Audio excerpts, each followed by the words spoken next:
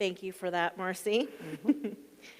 Today we begin this Advent season by lighting the candle of hope. Thanks to Lois and Aaron for doing that.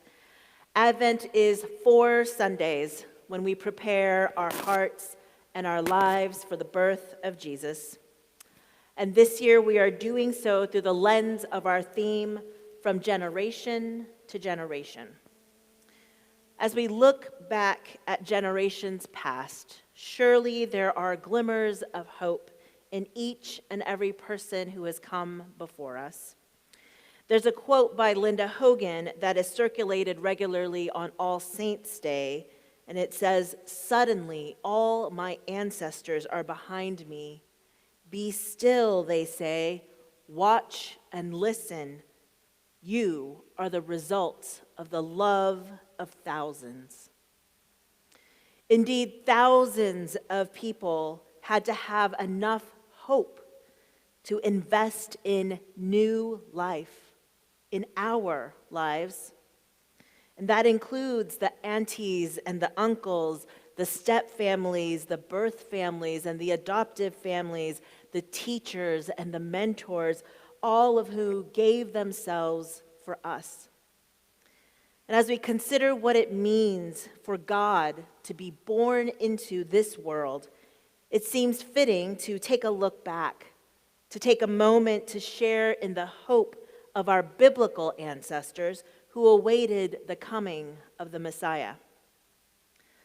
Last year, the women of Calvary Bible Study looked at this genealogy from Matthew that Marcy read, and it was entitled, "What My Grandmothers Taught Me, Learning from the Women in Matthew's Genealogy."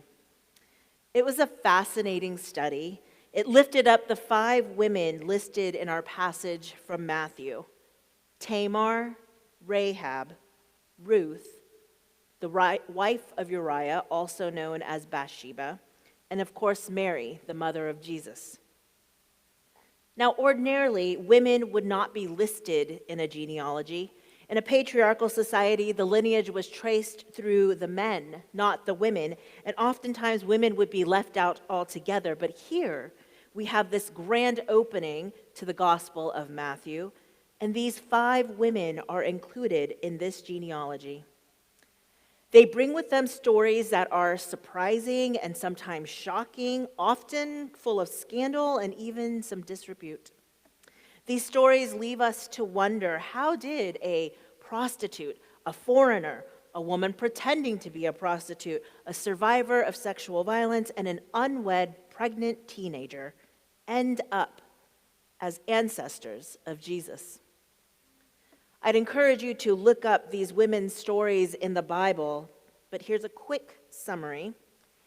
Tamar pretended to be a prostitute to become pregnant by her father-in-law after the death of her husband. Rahab was a prostitute and helped the Israelites in Jericho. Ruth was a Moabite and a widower. Bathsheba was married to Uriah the Hittite. When King David took her, got her pregnant, and murdered her husband. And Mary was pregnant before she even wed Joseph. So how are these the matriarchs of our faith? They hardly seem to be the model examples of how women were expected to behave in ancient Israel. I suppose if nothing else, it goes to prove the old saying that well-behaved women seldom make history. In fact, these stories would be proof that misbehaved and misfit women often end up a part of Jesus' family. This genealogy includes 42 names organized in 3 sets of 14.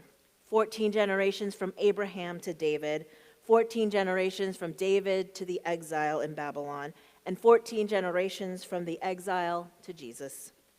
The number 14, twice of 7, could represent wholeness or completion, though it is important to note that many names, some of the really awful kings and other matriarchs in particular, are omitted from this list. But the inclusion of these women especially shows the great vastness of stories represented here, stories of trauma and triumph, hardship and beauty. Merrill Blair, the Bible study author, writes, "The women in Matthew's genealogy all stepped into uncomfortable spaces to put themselves at some risk to ensure the survival, not so much of themselves, but of their families. Even though they are not all Gentiles, none of them started with any power. They all use their quick-wittedness to make the best of difficult situations. Strength of character underlies their ability to survive threatened disgrace. And all of this complexity is what leads to Christ's story. Indeed, Matthew's genealogy is perplexing and problematic in many ways, but that is exactly where God chooses to show up. It could be argued, in fact, that it is exactly in the messiness of our lives where God shows up. Jesus, after all, was born not in some sanitized hospital room, but in a manger, among the mess of animals and weary parents who had traveled a long distance. And birth, I assure you, is messy business. There is hope in the stories of those who have come before us, from generation to generation, even as messy and as problematic as they may be. There is hope because God chooses to work alongside some of the most marginalized and disreputable people. There is hope because nothing and no one is beyond redemption, and because God invites us to new life, to new ways of being, to transformation, and to breaking cycles of harm and pain. Like a tapestry woven throughout time, the Christmas story weaves us in to remember how God has shown up in the past, to continue the work of collective liberation, and to behold the presence of God in flesh and bone through that newborn Christ child. So what have our grandmothers taught us? For me, Christianity was introduced to both sides of my family through my grandmothers. My friend, the Reverend Kurt Esslinger, was here on November 6th, a month ago, and he shared about the Korean Peninsula and its complicated relationship with the United States. My grandmothers became Christians because of the work of some of those American missionaries. I have included their pictures on a loom that's in the atrium. It's pictures of from generation to generation, and it will sit in the atrium for this season. And you are invited to add your own pictures of your family's many generations on this loom throughout Advent. We look forward to seeing your memories and your photos there. For my dad's mom, she was educated by Presbyterians in a time when many girls were not allowed to go to school. And there she learned about God's love and chose to become a Christian. For my mom's mom, she had access to health care because of the presence of missionaries that then saved the life of one of her children. This caused her to convert to Presbyterianism and bring her family to church every Sunday. I would not be here as a minister of word and sacrament in the Presbyterian Church if not for my grandmothers. And my grandmothers would not have been Christians if not for those missionaries. And yet, these missionaries who were kind enough to build schools and hospitals for the Koreans also strongly held to the xenophobic idea of Orientalism, the belief that those who lived in Korea and neighboring countries were humans, but somehow less than those from the West. I have had to work hard to try and not perpetuate the often unrealized but deeply internalized racism that my parents and my grandparents held due to generations of being told explicitly and implicitly that they, as Koreans, are not as good as white Americans or Europeans who came to save them from themselves. I stand on the shoulders of those who have come before me, and I have work to do so that I do not pass on that colonized mentality. Our histories, the generations that have come before us, it's messy. Sitting together in this sanctuary are people whose families, whose ancestors held slaves, and those whose families were enslaved. Sitting together in this very room are people whose ancestors were oppressed and people whose ancestors oppressed those very people. And while we are the product of our ancestors, we are not bound to repeat their mistakes. Because with each new generation, there is an opportunity for new life, new traditions, new ways of being that can be birthed.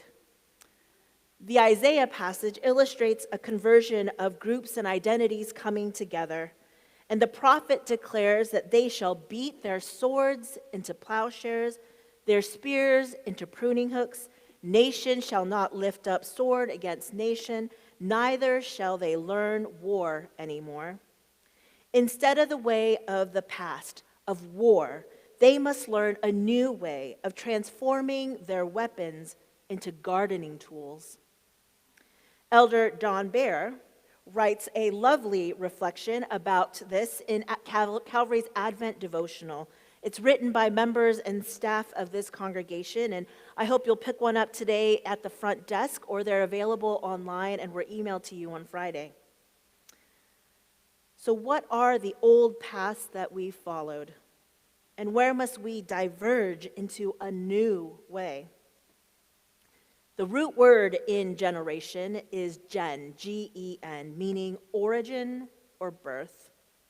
So our theme from generation to generation is also a call to action. What are we being called to generate or bring forth? And in that same vein, what are we being called to let die and rest with our ancestors? If new generations are like gardens, who are the spiritual elders in our community who planted the seeds for things that are now blooming? And what seeds are we now planting for the future? Adam Grant once wrote, "Too many people spend their lives being dutiful descendants instead of good ancestors." The responsibility of each generation is not to please their predecessors. It's to improve things for their offspring. It's more important to make your children proud than your parents proud. Now, this applies not to just those of us with children, but to all of us who are raising up the next generation of those who will come after us. And that's all of us, because as a church community, at each baptism, we commit to helping raise that child in faith. So each and every one of us, regardless of our marital or parental status, has a responsibility to be a good ancestor to those who come after us. Don't just be a dutiful descendant. Be an awesome ancestor. After all, our lives, histories, actions, and stories are interconnected and woven together. And the work of God is always unfolding in and through us, through this generation and the next. This Advent season, may we all remember that we belong to a story etched into the wrinkles of time, to generations that have come before and will come after, to a love that will not let us go, and a hope that prevails no matter how messy it gets. Throughout this Advent season, let us take a closer look at how the Christmas story unfolds. Let's pay attention to each of these characters in their familiar narratives and ask, what did each person pass on or contribute? How did they either participate in God's liberation and love or try to thwart God's justice? What can we learn from them, and what is our role now? And what will we choose to pass on to the next generation? Friends, may hope light our way through this Advent. Thanks be to God. Amen.